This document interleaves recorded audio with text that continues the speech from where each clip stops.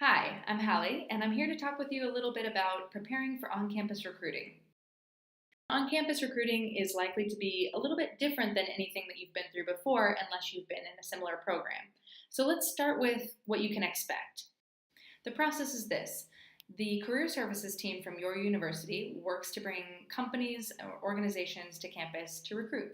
Those companies often pay for this opportunity because it's very valuable for them. They might be footing the bill for the food and drink that's being served or even the location where the event's being hosted, and they'll definitely be dedicating their time and energy to make sure the event turns out well. They usually start by giving a presentation. Often that's hosted by someone from the human resources department, maybe a recruiter. And they talk a little bit about the company, its goals, the roles, and the teams that they might be hiring for. And they usually leave time for question and answer at the end, so you can make sure you've covered all the bases. Once the presentation section is over, you'll move on to a networking event in most cases. This is a transition from a classroom environment to a cocktail party environment. There will be food and drink being served, but the focus will be all on the networking. In a networking environment, it's important to remember that everyone has an incentive. So you'll need to think about the incentive of your target audience, which in this case is the recruiter. What does a recruiter exactly want here? Remember that their job is to fill a specific set of roles with the best possible candidate, which leads us to the question, what's the best possible candidate? The best in this case means a couple of different things, and as you probably guessed, varies a little bit from company to company. But a few things that you can be sure they're looking for are someone who has the requisite skill and experience, but these are just the basics.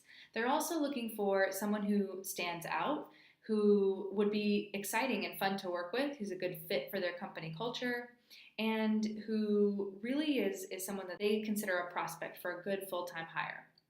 They'll be investing time to recruit and train you, and they want to believe that you're going to continue to add value over the time that you'll be at the organization. I mentioned that you'll need to stand out, and this is especially important because even if you make it to the final rounds of interviews, you won't be chosen for the job if you come off as bland or someone that they wouldn't like to have working at their organization. So if this all sounds a little overwhelming, don't be afraid, you're not alone.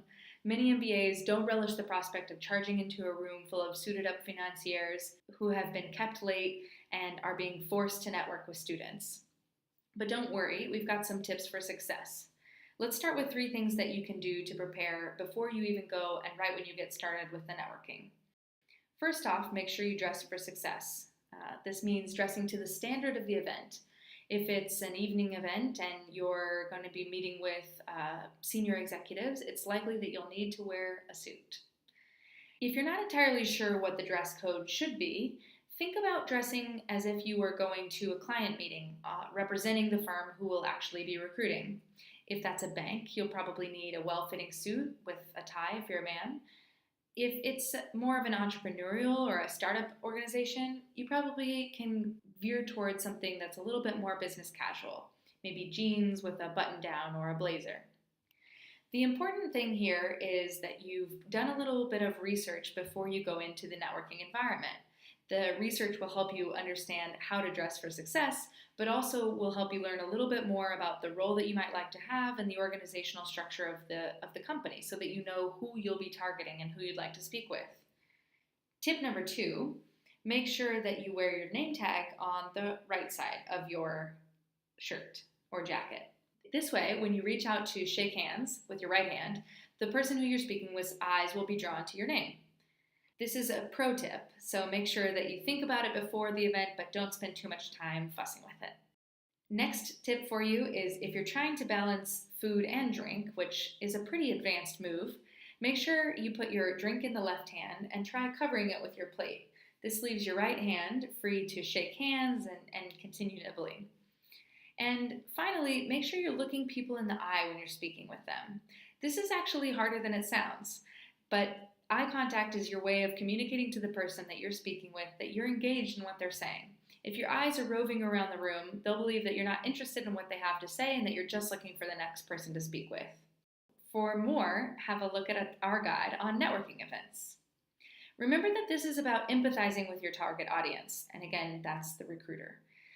To set yourself up for success, try putting yourself in their shoes for a few minutes just before you walk into an event. If you're the recruiter, you've likely just done a full day at work, probably tired. You are now getting some food and drink, which may or may not be the most exciting part of the event, and you're hoping that nobody's blocking you from getting to attack that cheese tray. You may not have a ton of influence over the later stage of the recruitment process, so you're just looking for someone who stands out as an exciting person for your organization so that you can tell the hiring manager about them. Hundreds of students are probably going to approach you at this event, and they're going to pitch themselves, why they would be a great fit for your organization and why you should hire them. You answer their questions as best as you can, but in many cases you wish people would do a little Googling before they start. A lot of the questions that you answer throughout the evening could have been solved just by having a look on the website. It's kind of a rough assignment. Imagine you need to engage this person who has that, challenging night ahead. Really, it's important to stand out and make sure that you're seen as someone who would be fun and engaging to work with. Start by making the recruiter's experience fun.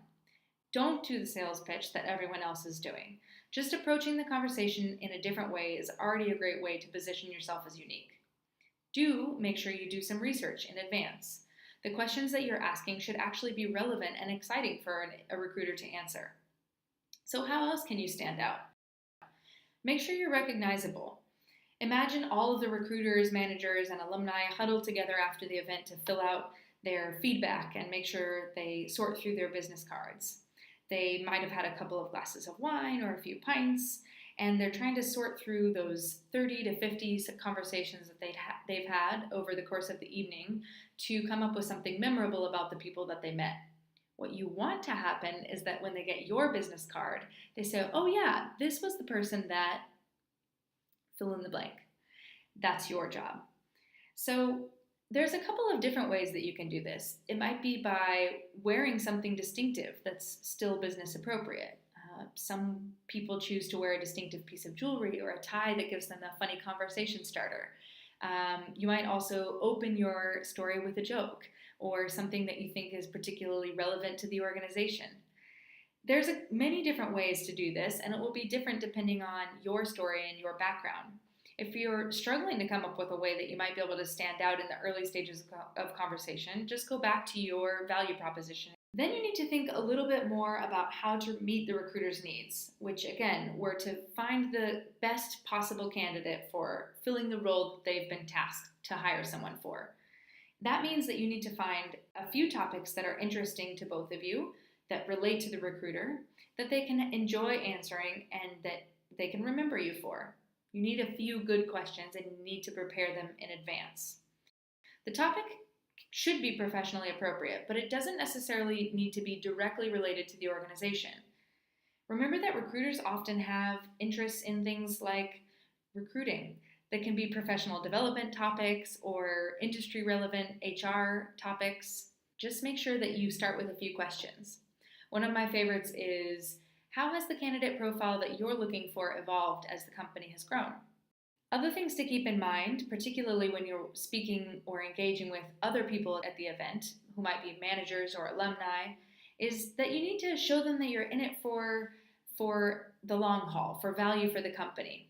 Envision the future that you'd like to have working for that company, the job that you'd like to be doing, the skills and experience that you'd be bringing to work every single day, and invite the recruiter to envision that with you. This is also a good way to be upfront about your visa requirements. You can mention to the recruiter that the country that you'd like to be living in is the one that you're studying in, or perhaps a different one where you know the company has a location.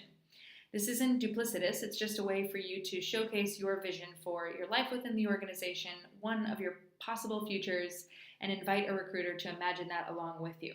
A few other good questions to keep in mind have to do with the expectations that you have going into the company. You can ask a recruiter or a manager about their expectations for someone who will be joining and what's changed since they started working there. You also can ask what surprise or what people's favorite part of working at a particular company is. You should find a way by the end of the evening to work in your contribution. This is your unique value proposition. So remember your positioning work and make sure your unique value proposition shines through in the questions that you're asking and the stories that you tell.